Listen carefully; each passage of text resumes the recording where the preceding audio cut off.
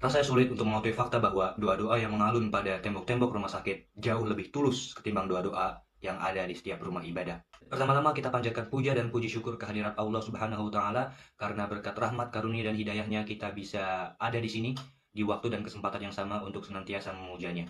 Salawat serta salam kita panjatkan kepada junjungan kita Nabi besar Muhammad SAW karena berkat perjuangan beliaulah kita bisa menikmati Islam yang utuh, Islam yang sempurna, jalan yang terang benderang, dan insya Allah dijauhkan dari kegelapan. Dan ya, pada kesempatan kali ini, hal yang saya mau share adalah hal yang cukup dekat dengan saya dan saya kira cukup relevan bagi banyak orang.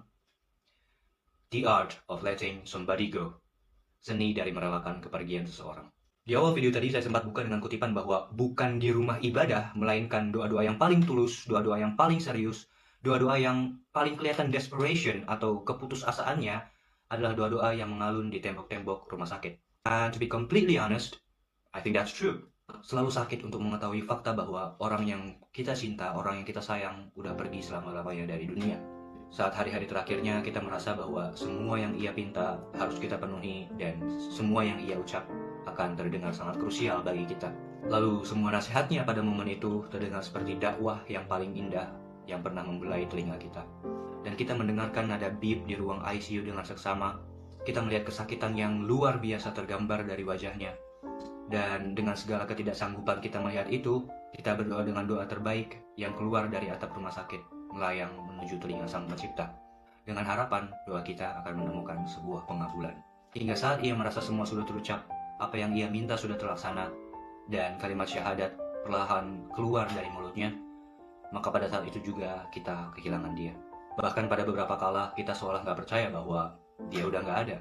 Waktu yang kita habisin sama-sama kayak duduk di teras, dia minum teh hangat karena usia, lalu kita masih berkutat dengan soda.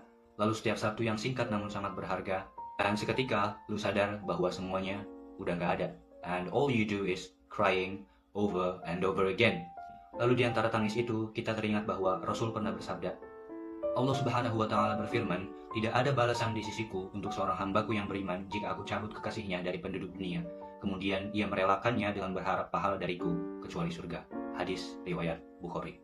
Dan ya, cepat atau lambat ketika tangis kita udah nggak sesering biasanya, ketika kita ingat semua kebaikannya semasa di dunia, ketika kita sadar bahwa yang pergi bukan meninggalkan, melainkan cuma sekedar pulang, lalu kita tahu seraya berharap bahwa kita bakal kumpul lagi sama-sama di surga, dan dari semua kerelaan itu, kita mungkin akan jadi pribadi yang dewasa, bijaksana, dan mengerti akan hikmah.